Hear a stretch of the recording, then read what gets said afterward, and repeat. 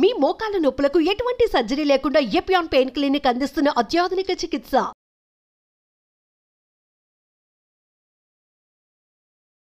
Welcome to Suman TV. So జుట్టు రాలే సమస్య చాలా మందిని వేధించే సమస్య ఇది.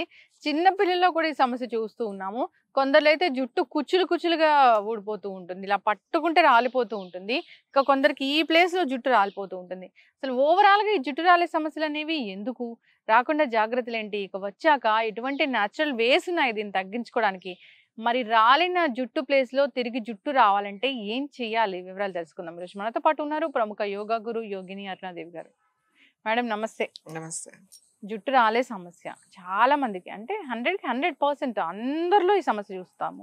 సో కొందరిలో అయితే ఏదైనా హెల్త్ ఇష్యూ వచ్చినప్పుడు ఇలా చూస్తూ ఉంటాం, కానీ ఇక కొందరిలో అయితే నిరంతరం 365 డేస్ కూడా జుట్టు రాలిపోతూ ఉంటుంది.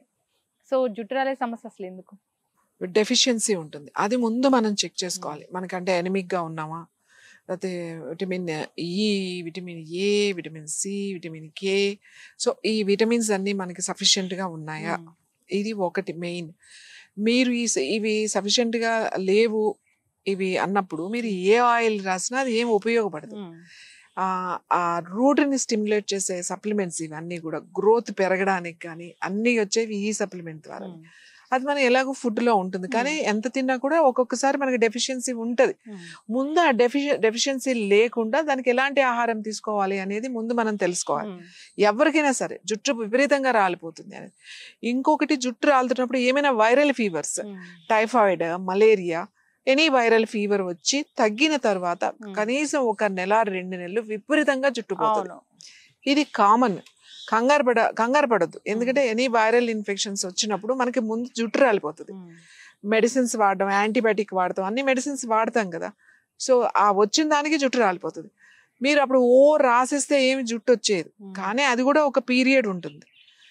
తర్వాత మళ్ళీ మనకి అది జుట్టు వస్తూనే ఉంటుంది. మనకి జుట్టు రాలిపోయి రావట్లేదు అనుకోండి, ఖాళీ అయిపోతుంది. ఒకటి మనం గుర్తుపెట్టుకోండి, జుట్టు విపరీతంగా ఊడిపోతుందని అనుకుందాం, కుచ్చులు ఇలా ఊడిపోయిందని అనుకుందాం, మనకి ఖాళీ కనబడాలి కదా. మరి రీగ్రోత్ లేకపోతే ఎంత జుట్టు వాడినా మీకేం, కొద్దిగా కొంతమందికి పలచబడుతుంది కానీ ఉంటది, గ్రోత్ అనేది ఉంటది మనకి. మరీ గుండులాగా అయిపోదు కదా, అది మళ్ళీ వేరే ప్రాబ్లం. గుండులాగా అయిపోతే అది వేరేదనుకోండి. సో డెఫిషియన్సీ అనేది ముందు చూసుకోవాలి మనం. ఆ డెఫిషియన్సీని ఆహారం ద్వారా, అలా కదా మళ్ళీ మల్టీవిటమిన్స్ వేసుకోవడం, లేకపోతే ఐరన్ టాబ్లెట్స్ తినేయడం, ఇట్లాంటివి చేయకూడదు.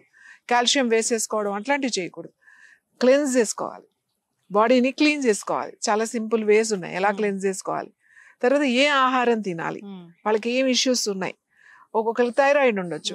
థైరాయిడ్ ఉందనుకోండి, ముందు పోయేది జుట్టే. అసలు కొంతమందికి ఏ సిమ్టమ్స్ కనబడదు, జుట్టు మాత్రం విపరీతంగా రాలిపోతా ఉంటుంది.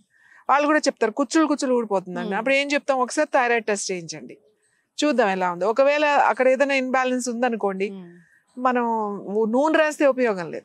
అందుకే జుట్టు రాలిపోతుంది అనగానే అందరూ హెయిర్ ఆయిల్స్ మీద గురించి ఆలోచిస్తారు. ఫస్ట్ జుట్టు ఎందుకు రాలిపోతుంది అనేది మీరు ఎక్స్పర్ట్ తో మాట్లాడాలి. ఇంటర్నల్ గా కూడా కరెక్ట్ చేసుకోవాలి. అది మనం డైట్ ద్వారానే చేసుకోవచ్చు.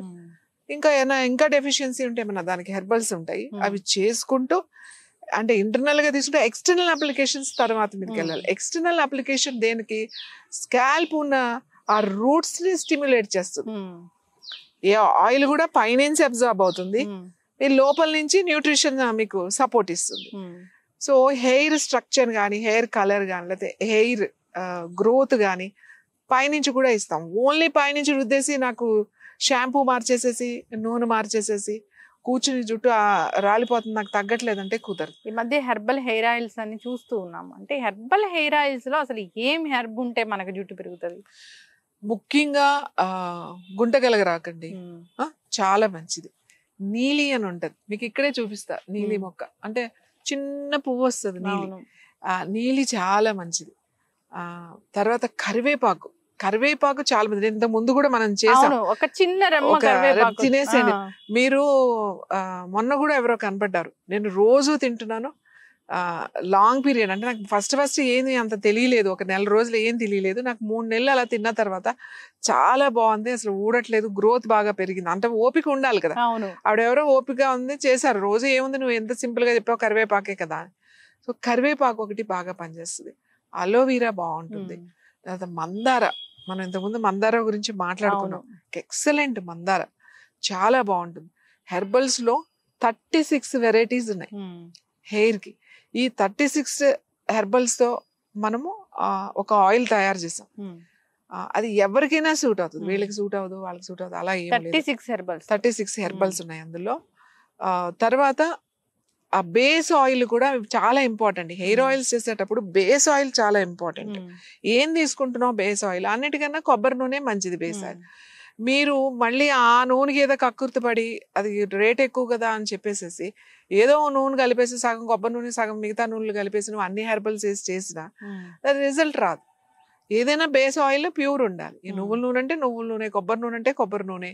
ఆ మంచి నూనె, మంచి ఏయో అన్ని పాడైపోయినాయి, గుళ్ళిపోయినాయి, అవి పట్టించేసి ఆ నూనె హెయిర్ ఆయిలే కదా దానికి ఆర్టిఫిషియల్ స్మెల్స్ యాడ్ చేసేసి అట్లా మనం చేయకూడదు. దానివల్ల ఉపయోగం ఉండదు.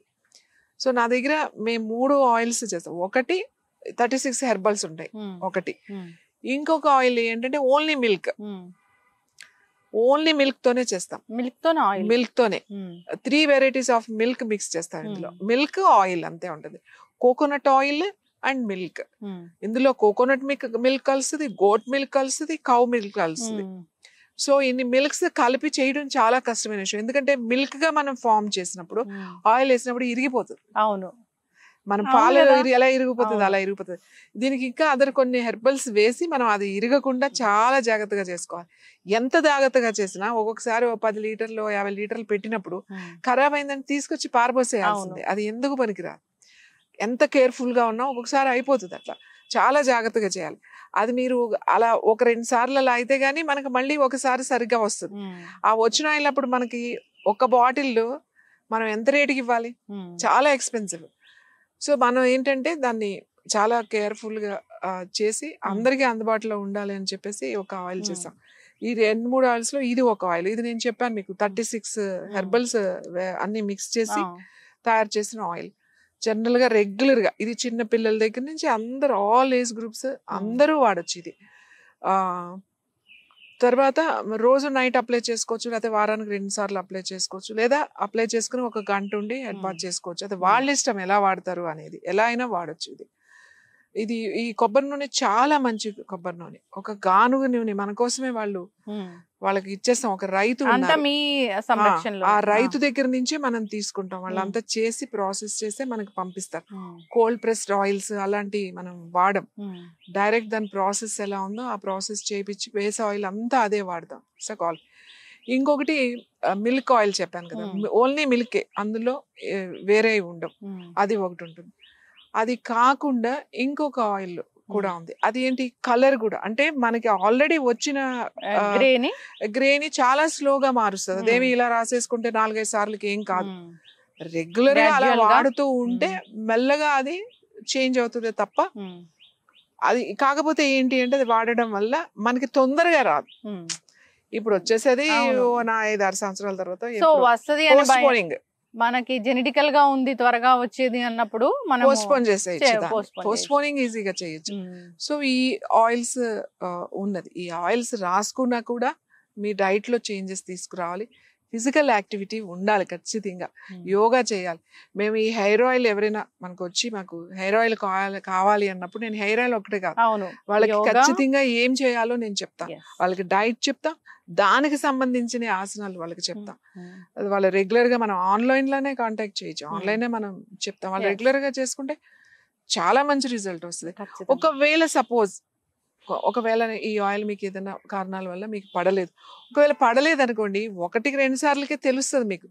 నాకు ఇది ఏదో ఊడుతున్నట్టు అనిపిస్తుంది అని అనుకోండి, యూ స్టాప్. అలా ఉంటుందా అసలు? హెర్బ్స్ అలా అంత డేంజర్ గా జరగడం అనేది ఉంటుందా? మీరు ఒక ఆయిల్ ని మీకు 1 నెల రోజుల్లో రాశారు అనుకుందాం, 1 మంత్, ఆ ఆయిల్ మీకు పడలేదు, ఎందుకు అది ఊడిపోతుంది అంటే నెల రోజులకి చాలా ఊడిపోతుంది కదా. రీగ్రోత్ నెల రోజులకి ఏముంటది, ఊడిపోతుంది, పలచబడిపోతుంది. అలా జరుగుతుంది. ఏదో ఒకసారి ఇలా రాసేస్తే మన్నాడు ఎంత ఊడిపోయింది అలా జరగదు. డ్రాస్టిక్ గా అందులో నిజంగా హెర్బల్స్ అవి ఉంటే అలా జరగదు. ఏ హెర్బల్ వేసినా ఒకవేళ అది ఆ హెర్బల్ ఎక్కువైపోయినా, ఒకవేళ ఆ హెర్బల్ తక్కువైనా, అంటే వేసేటప్పుడు ప్రిపేర్ చేసేటప్పుడు ఇలా రాసుకోగానే ఇలా కుచ్చులాగా ఊడిచ్చేది, అలా జరగదు. మీరు రోజు రాస్తుంటే ఒకవేళ అది పడకపోతే ఏమన్నా ఓ నెల రోజులు జుట్టు ఊడిపోవచ్చే తప్ప, అలా ఊడిపోయింది అంటే మరి అందులో ఏం కలిపారు అనేది మనకు తెలియదు కదా. ఖచ్చితంగా మ్యామ్. సో మీరైతే ఈ ఆయిల్స్ అనేవి ఖచ్చితంగా మీ పర్యవేక్షణలో జరుగుతాయి కాబట్టి సో అందరూ కూడా వాడుకోవచ్చు. సో దానికి ఏం ప్రాబ్లం అనేది ఉండదు. హెర్బ్స్ అనేవి కూడా మీరు సేకరించినవే. సో ఒకసారి ప్రిపరేషన్ కూడా చూపిద్దాం, మనం ఎలా తయారు చేస్తాము ఏంటి అనేది. సో దాన్ని బట్టి ఎవరికైనా కావాలనుకున్న వాళ్ళు ప్రిపేర్ కూడా చేసుకుంటారు. సో ఈ ఆయిల్ ఎవరికైనా కావాలంటే కూడా కాంటాక్ట్ చేయాలని కోరుకుందాం. ఆయిలే కాదు, అసలు జుట్టు సమస్య బాగా ఉంది, బాగా జుట్టు రాలిపోతుంది, సో బాల్ హెడ్ వస్తుంది అనే భయం కూడా ఉంది అన్న వాళ్ళు కూడా కాంటాక్ట్ చేయాలని కోరుకుందాం. బికాస్ ఆఫ్ మనము యోగానే కాదు, ఓన్లీ న్యూట్రిషనే కాదు, ఓన్లీ డైటే కాదు, ఇంటర్నల్గా ఎలాంటి క్లెన్స్ చేసుకోవాలి ఇలాంటివే కాదు, హెయిర్ ఆయిల్ కాదు, రకరకాల థెరపీస్ ద్వారా మనం పూర్తి స్థాయిలో దాన్ని తగ్గిస్తాం కాబట్టి కాంటాక్ట్ చేయాలని కోరుకుందాం. ధన్యవాదాలు.